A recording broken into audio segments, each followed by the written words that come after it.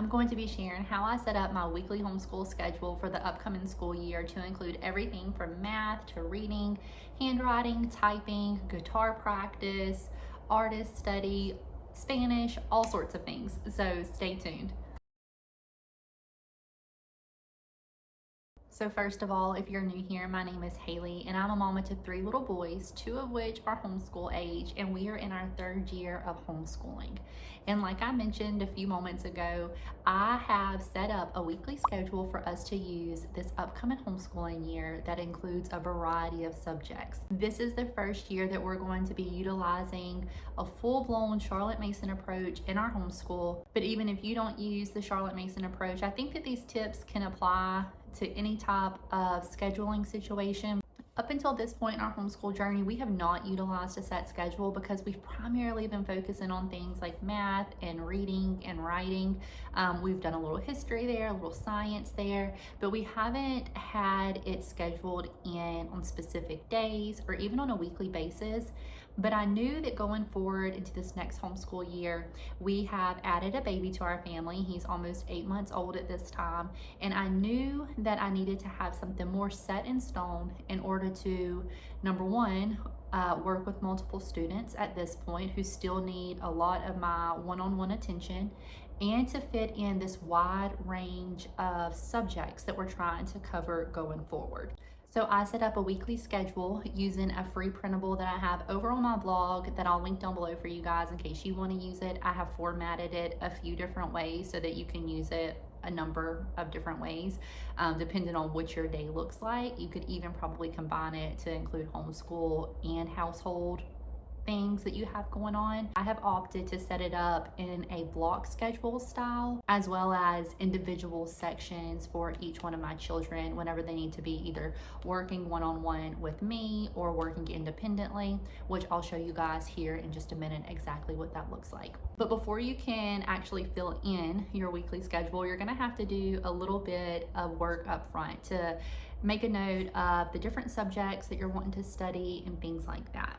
So I will show you guys what this looked like for us. I just grabbed a plain piece of computer paper like this that you see here, and I made a section for each one of my children. So I have both of my children's names written down up at the top. And then I made a list of the different subjects that they are going to be working on individually. So you can see here that my youngest son has math, phonics, speech, handwriting or copy work, map drills, and then he has his Ambleside online readings. I'm not going to go into how I figured out my Ambleside online readings in this video. I'll do a video specifically for Ambleside online readings because the Ambleside schedule is a whole nother thing in itself. So I'm not gonna put that information in this video and just allow this to be more of a general scheduling type of video. But you can keep an eye out for the Ambleside video here soon. For my oldest son, you can see that he has a few more subjects. He has math, reading, spelling, typing, copy work or handwriting, map drills, guitar, and then again his Ambleside online readings. Now next to each one of those subjects, I wrote down approximately how long they are going to spend on each one of those subjects. Since we are using the Charlotte Mason approach, part of her approach is for a short lesson so that the child's attention is fully there during that short lesson period. So you may be thinking that it sounds like a very short lesson, but we've been utilizing this method for math and language arts for my oldest son for several months now, and it seems to be working really well. So we're gonna stick with it. And then once I had the approximate lesson time planned out, I put tally marks for how many days a week I wanted my child to complete that subject. So it varies child by child, just depending on your child's personal needs. Like you could see on there that my middle son, he has phonics lessons as well as speech lessons, and he actually attends speech therapy a couple days a week. So we're not going to be doing speech every day in our homeschool, especially on those days that he's already going to speech therapy. I don't want to wear him out on his speech practice. Same thing with something like map drills. We're only going to be doing map drills once a week. I'm also not going to be doing a formal math lesson with my middle son every day. He's going to be doing formal math lessons 3 days a week. He's only 6 years old. I feel like a formal math lesson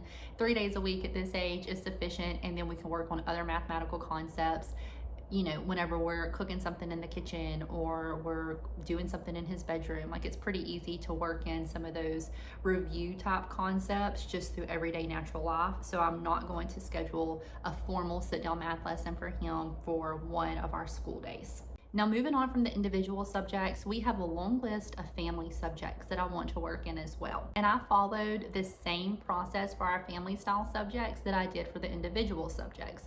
So I listed each one of those subjects out. I wrote approximately how long I want to work on that subject with my children, and then how many times a week I want to do that.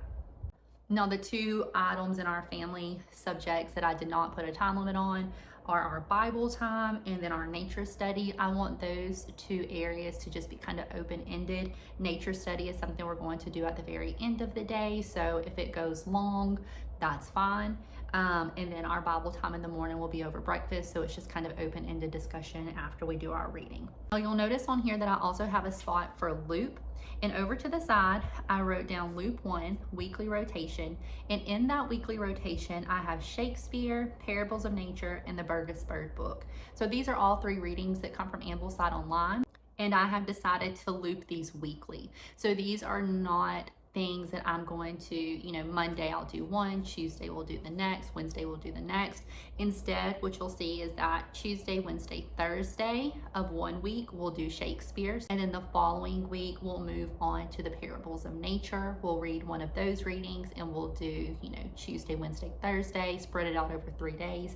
But instead of reading a little bit from each one of those, we're just going to take one full chapter or story and read it through in a week, and just follow a loop schedule that way with those 3 books. So now that we've kind of discussed the information that you need to have prepared before you can actually start plugging, you know, lessons and times and things like that into your weekly schedule, I'm going to go ahead and show you all the weekly schedule that I made for my family. So the first thing I want to point out are the time blocks that I have set up along the side. So I am using a block schedule type of system. So I have different time blocks written down for each one of these lines.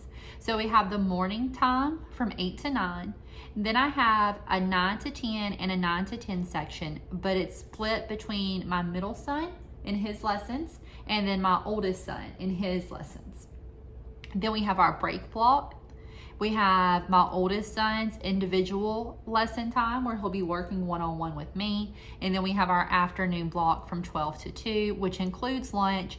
And most days it's not gonna go till 2 o'clock, but I put 2 o'clock as a hard stop. Most days will be done probably by 1 o'clock.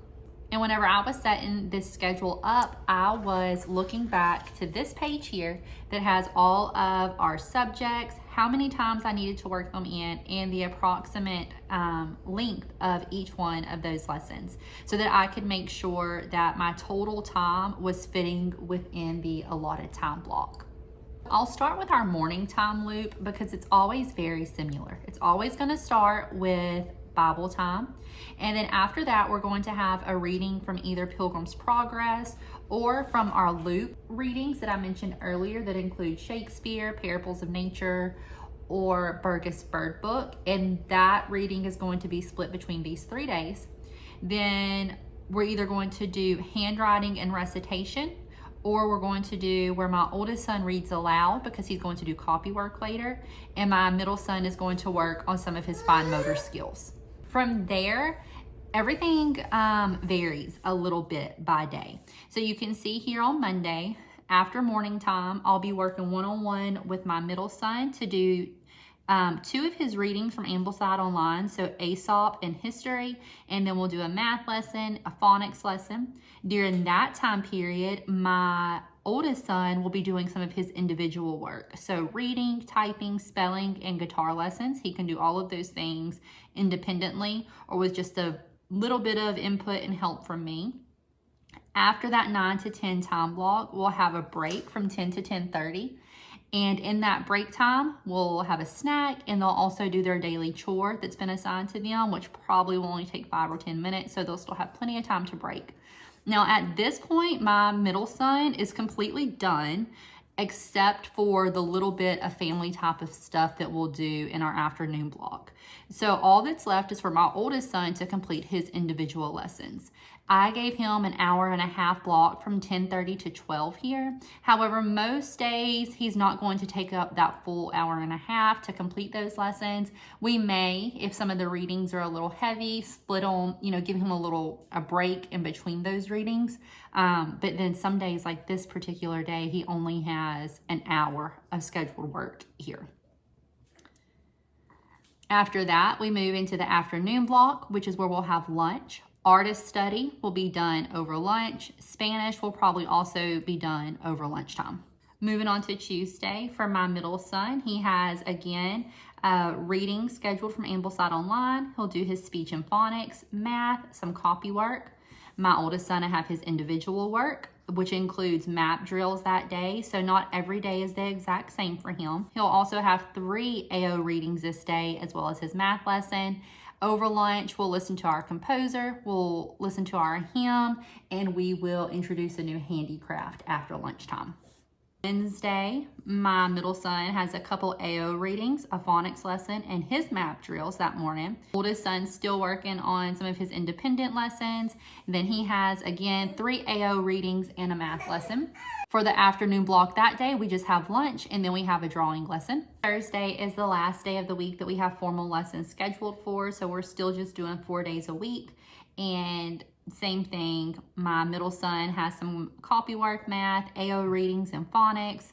Oldest son has his individual work here. We will be making some timeline entries on Thursday. My oldest son also has 3 AO readings again in his math lesson. And then over lunch, we'll be listening to our folk song, and we will wrap up the week with nature study. So I did still leave Friday open, but this day will be reserved for catching up on some housework that needs to be caught up on that maybe fell behind during the week, and also for practicing different life skills for the kids. So this could be anything from learning to cook a meal to read a recipe. I want to try and let them do some grocery shopping sometimes, and then their dad also has some outdoor type things that he wants to work with on them that I'm going to make a list of over in this last column.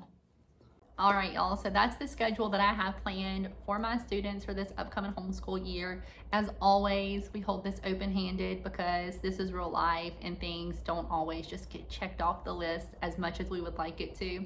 So I'm sure there will be some changes that I have to make to this at some point, but that's what we have planned for right now. Let me know down below in the comments if you have any questions, and I will see you guys next time.